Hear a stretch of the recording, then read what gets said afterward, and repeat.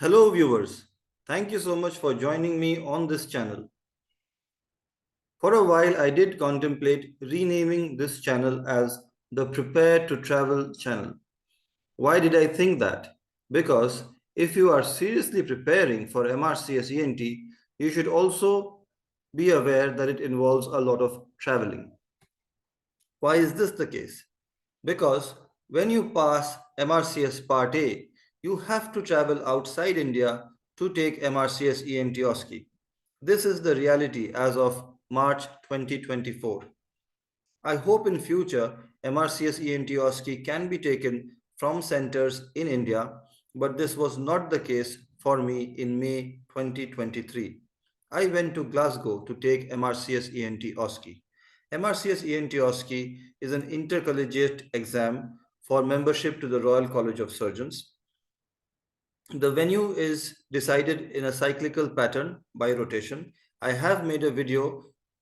If you see the video, you'll be able to understand what the pattern is, and you can even predict the venue of the next MRCS ENT OSCE test even before the venue is declared.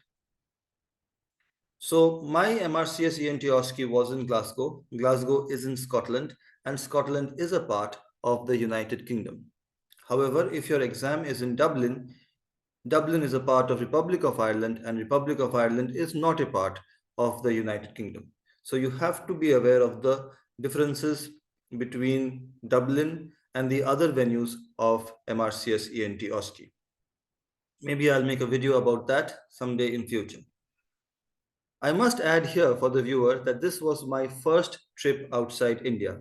So of course, there were a lot of butterflies in the stomach. If you are seriously preparing for MRCS ENT OSCE, then you should also make yourself familiar with the various aspects of international travel. And if you are just watching my video for the travel experience, then sit back and enjoy. Let's get into the meat of the discussion. Glasgow is one of the biggest cities in Scotland. It is also one of the prettiest cities in Scotland. What really makes Glasgow tick are the people of Glasgow. They are extremely, extremely polite. So my journey started from Kolkata airport. Of course, I don't live in Kolkata, but I had to drive to Kolkata airport because that is the nearest international airport from my residence. This is me standing outside Kolkata airport, bravely smiling, about to embark on my first international trip. So I had taken a flight which had a connection from Dubai. And I have to say that Dubai airport is huge. If you haven't been to Dubai airport, you will not be able to understand the scale of it. Just to put things into perspective, if you want to travel from one part of Dubai airport to another part, there is a train within the airport for that commute. So that gives you some idea how big the airport is. There is a train within the airport commuting passengers from one part of the airport to another. So I reached Dubai airport around 1 a.m. local time, and my flight to Glasgow, as you see here, QF8027 or EK027, both numbers were for the same flight, was supposed to leave at around 8 in the morning, and the gate would be declared at 3:50 a.m. So I had almost 3 hours to just wait to find out which gate I was supposed to go and wait for 4 more hours. So 3 hours to find out the gate, and once I found the gate, I would have to wait 4 more hours to board the flight. What did I do in this time? I found a comfortable chair. From this chair, I could see the screen, but I had to remind myself to not fall asleep. Because if I fell asleep, there was no one to wake me up. I was traveling alone. And if I fell asleep, overslept, I ran the risk of missing out on the flight. That was a risk I couldn't afford to take. So I stayed awake. Once I boarded the flight, I started watching a movie. I would say that I chose a very wrong movie. I should have chosen a movie like Shrek or another movie with predominantly Scottish characters. Instead, I chose an American movie. This movie, I think, documents the events at the Washington Post. I should have chosen a Scottish movie or a movie with Scottish characters because it would have helped me familiarize myself with the Scottish accent. Because, of course, my exam was a communication skills exam. So I did have to communicate with people from Scotland.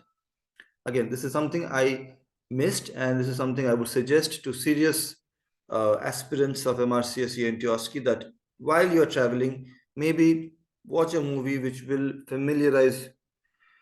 help you get familiarized with the accent you're likely to encounter, either an Irish accent or a Scottish accent or a London accent. This was my first view of Glasgow from the air. I had taken a window seat. Window seats in long haul flights have their disadvantages, but this is the single biggest advantage. You get a beautiful view from the aircraft. This is just before the plane was landing, and this was my first view of Glasgow. As you can see here, it is an extremely pretty place. Once I reached Glasgow, I checked my phone and I was greeted by this nice duality. You could see that I had a UK SIM and I also had an Indian SIM, and I could see the difference in time. This is something which you're always aware of, that there is a time difference between one country and another, but to see it reflected on your own phone screen, that really makes it sink in that yes, you are no longer in India. As Dorothy said, we are not in Kansas anymore. This was my view from the hotel I was staying in. I was not staying in the Hilton, but the Hilton was very close to where I was staying in. Once I reached Glasgow, I tried to plug in my laptop and I realized to my horror that the plug points in the UK are very different from the plug points in India. So I needed an adapter. I was under the impression that the hotel would provide it, so I went up to the reception desk and asked for help. They said that they were in the habit of providing adapters to guests, but they were not getting it back.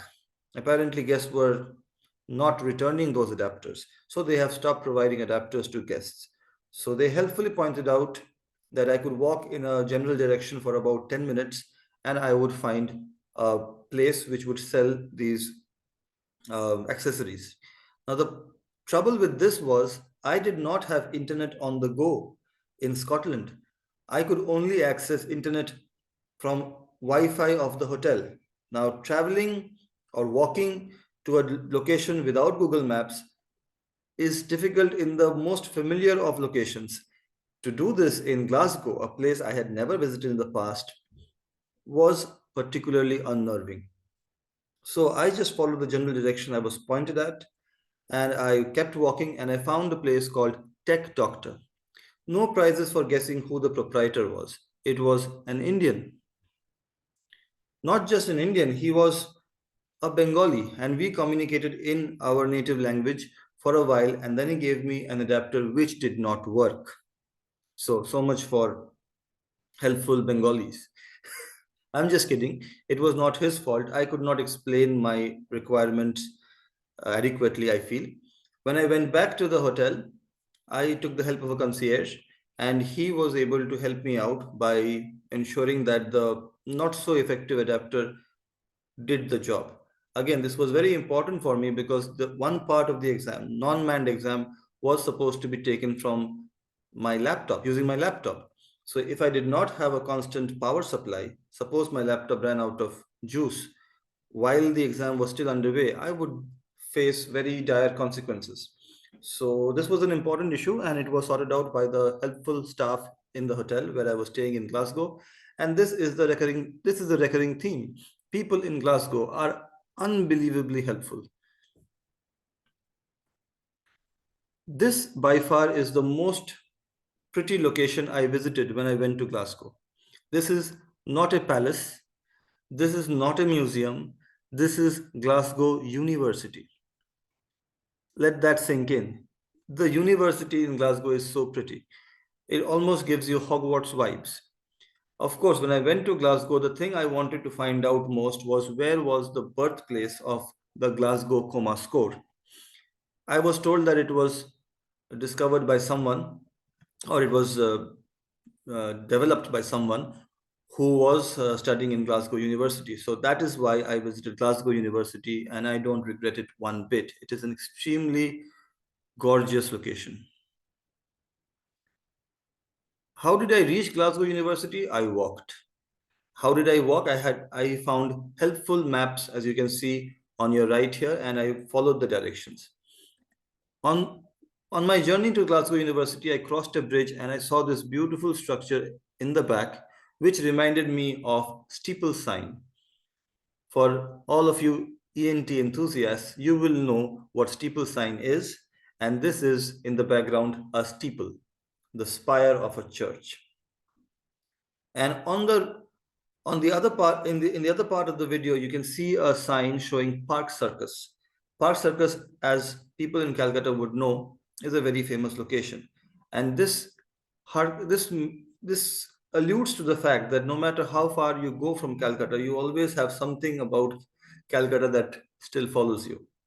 Maybe it is the colonial hangover. Maybe that is why we find places in the UK so comforting, because the architecture and the nomenclature, they are not at all alien because of the similarities that we have noticed in Calcutta because of the British rule for so many centuries.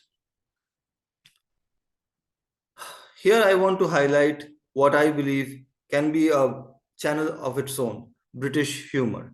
Who would think of naming their burger shop as the Burger Cartel and a stationery shop called Papyrus? Amazing. And don't forget to notice this quadruped here. This picture does not do justice to how big that canine is. Massive.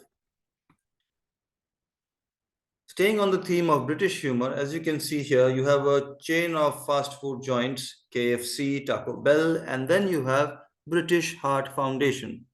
Is this intentional or is this just coincidence? I'll let you, the viewer, decide. Before I could say MRCS ENT, my trip was over, so I decided to come back. I had no other option. Glasgow Airport is another extremely pretty location. People in Glasgow are extremely helpful. And if you get a chance to go to Glasgow for any reason, then please don't miss out. It is a must visit destination if you have the inclination to travel the world.